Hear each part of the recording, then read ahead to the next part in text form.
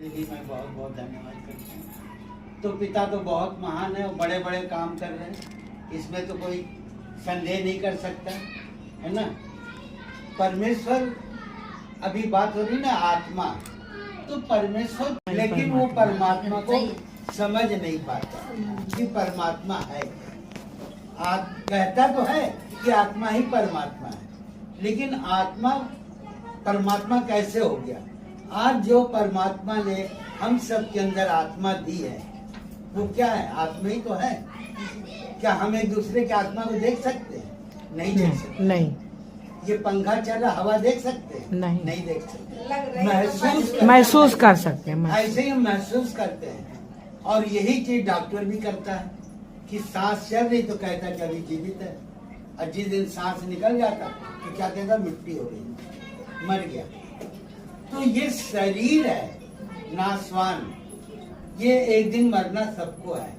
कोई यहाँ अमर होके नहीं आया, सब मरेगा, लेकिन शरीर मरेगी और मिट्टी की बनी मिट्टी में मिल जाएगी। लेकिन ये जो आत्मा परमात्मा ने दिया, आदम के द्वारा आया ना आत्मा, जब आदम को मिट्टी से रचा और उसके नाक में फूंक दिए तो क्या वो जीवित प्राणी बन गए? जीवित प्राणी बन गए। तो वो आत्मा सबके पास पिता ने पहुंचाया। आज ये आत्मा कौन दिया? पिता की दी है, पिता ने दिया। और आत्मा किसी की छोटी बड़ी नहीं है, एक सी है आत्मा। बस हमें पिता को समझना है कि पिता है कौन। हम आत्मा के द्वारा बात करते हैं ना, जैसे कि आत्मा दो प्रकार की है। दो प्रकार। पहला तो एक है पवित्र आत्मा जो परमेश्वर की ओर से, दूसरा है प्रेत आत्मा जिसको हम दुष्ट आत्मा भी बोलते हैं। तो वो आत्मा, लेकिन मनुष्य परमात्मा को, संसार के मनुष्य, हम सब तो जानने लगे, लेकिन जो संसार के हैं वो परमात्मा को नहीं पहचानते। लेकिन प्रेत आत्मा जो है वो परमात्मा को पहचानती है। क्यों पहचानती है? क्योंकि वो भी एक आत्मा है और वो भी एक आत्मा है। तो आत्मा एक दूसरे को पहचानते हैं। सही बात है, बहुत। लेकिन मनुष्य नहीं पहचान पाता कि वो परमात्मा है। वो तो जिसको रख देगा कहेगा यही परमात्मा है, उसको कहेगा ये परमात्मा है, सबको परमात्मा ही बताते हैं। लेकिन परमात्मा केवल एक है। साईं बाबा आए और क्या बोले? सबका मालिक एक। ये तो नहीं कहा सबका मालिक मैं, ये तो नहीं कहा सबका मालिक एक। वो भी बता रहे उंगली उठा के कि सबका मालिक एक है। हाँ। लेकिन लोगों ने क्या किया? उन्हीं को मालिक बना दिया है ना। हाँ। आज सब उनको पूज रहे हैं। सही बात। तो हमारे अब राम भी है, कृष्ण भी है, ये सब महान पुरुष हैं, वो वीर पुरुष है, सब कुछ है। लेकिन हमारे गुरु से बड़े नहीं है, प्रभु से बड़े नहीं है। क्यों नहीं है बड़े? क्योंकि ये सभी मरे, हमारे गुरु भी मरे, लेकिन गुरु जीवित किए गए। लेकिन गुरु जीवित किए गए नहीं हुए। अभी हम यीशु मसीह जीवित किए गए हैं। अभी कोई नदी में नहा रहा, डूब गया, तो क्या कहते हैं? मर गया। अब क्या कहता है? वहाँ पे जाना नहीं, वो प्रेत लगता है, उसकी आत्मा वहाँ भटकती है, वो जो जाएगा उसी को खींच लेगा, कहते हैं ना लोग। हाँ, कहते हैं। लोग भी कहते हैं। तो वो प्रेत आत्मा, वो प्रेत हो गया, जो डूब के मर गया, कट के मर गया, कूद के मर गया, फांसी लगा दिया, ये सब प्रेत आत्मा वही वो भटक रही है। और ये सब संसार में भटक रहे। और परमेश्वर की लड़ाई मनुष्य नहीं, परमेश्वर की लड़ाई वो प्रेत आत्मा से। क्योंकि वो उनके आत्माओं को नष्ट करने पे लगी है। और वो कहते कि तू नष्ट नहीं कर पाएगा, लेकिन कब नहीं कर पाएगा नष्ट? वो कि जब हम पिता में बने रहेंगे, जब हम पिता में चलेंगे। माने वो दुष्ट आत्मा जो है पिता के बच्चों को नष्ट करना चाहती है। तो उनकी लड़ाई पिता का दुष्टों से है। तो मनुष्य कि तुम हमारे बच्चों को नहीं छू पाओगे। आज संसार में इतने सारे जगत में लोग हैं, लोगों ने यहीं पे जात पात, हिंदू मुस्लिम सब किसने बनाया? लोगों ने बनाया ना, परमात्मा ने तो नहीं बना के बेटा। वो तो सबकी आत्मा और सबके अंदर ब्लड एक ही सत्य है, एक ही सब। कोई अलग है? नहीं। आज अगर कोई ब्राह्मण का बेटा मर रहा हो, अब ब्लड नहीं मिलेगा तो उसको बैंक ब्लड के लिए भेज देगा, जाओ वहां से ले आओ। ले आओ। लेकिन जब वो चढ़ता है तब नहीं पूछता कि ये किसका ब्लड है? तब तो नहीं पूछता कि ये किसका ब्लड चढ़ रहा। सही बात है। लेकिन तो ये संसार है ना? भजन भी है, ये कांटे भरी डगर है, चलना हमको समझ में। हाँ। तो ये संसार जो है ये कांटों से भरी है, हमको बच के निकलना है। आज ये गुलाब का फूल सब तरफ कांटे कांटे तो हैं, और उसमें कैसे वो सुंदर सा फूल, मुलायम फूल कैसे खिलता है। आंधी आती, तूफान आता, डगमगाने लगता, पेड़ पौधे हिलने लगते, लेकिन फिर भी वो फूल अपने को बचाती है। ऐसे ही हमको इस संसार में बच के चलना है। बच के चलना। तो परमात्मा जो है सबके जीवन में काम कर रहा, और कब करेगा? जब उसको आप जानोगे, मानोगे। क्योंकि हमारे गुरु जब आए थे तो परमेश्वर ने प्रभु यीशु मसीह को धरती पर क्यों भेजा?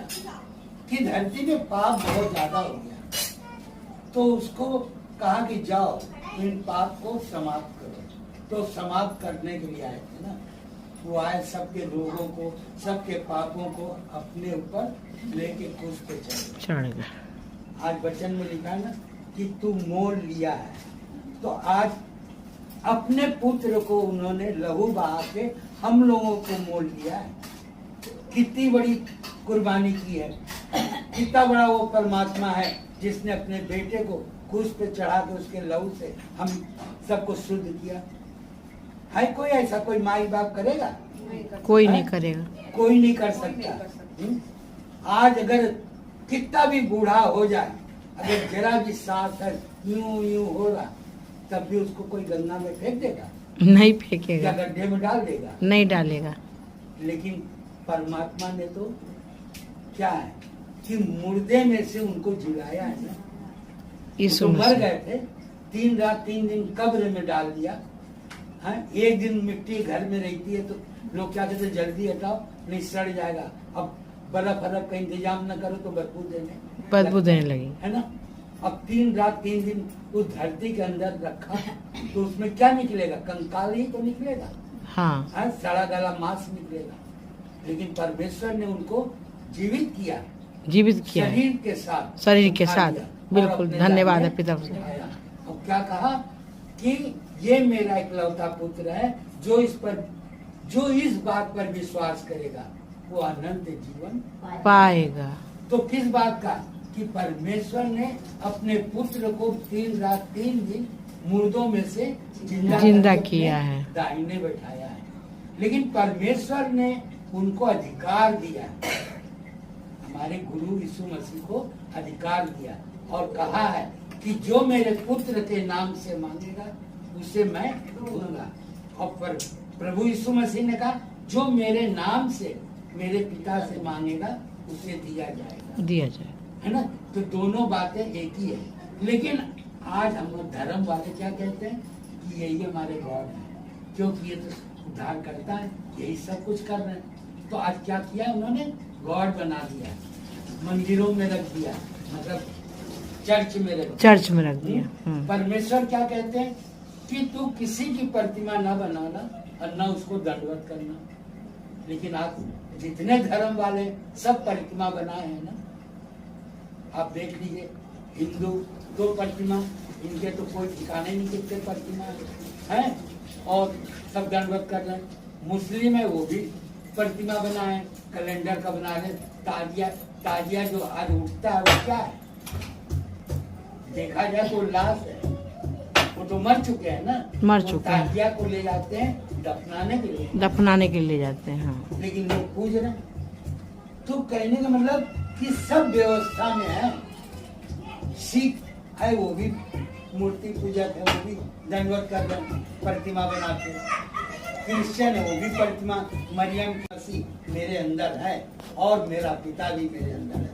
तो कोई दुष्ट छू नहीं छू सकता है? नहीं, क्योंकि वो खुद ही देख के घबराएगा, अरे ये तो परमेश्वर के बेटा बेटियां हैं, हट जाओ, रास्ता दे दो। लेकिन संसारिक का सुना होगा बहुतों का, गांव में तो ज्यादा, कि कहते हैं कि किसी ओझा के पास जाते तो क्या कहते हैं, जब उसके ऊपर आता है दुष्ट तो क्या बोलता है, ये मेरे रास्ते में आ गया, ये वहां खड़ा होकर पेशाब करने लगा, इसलिए मैंने इसको पकड़ लिया।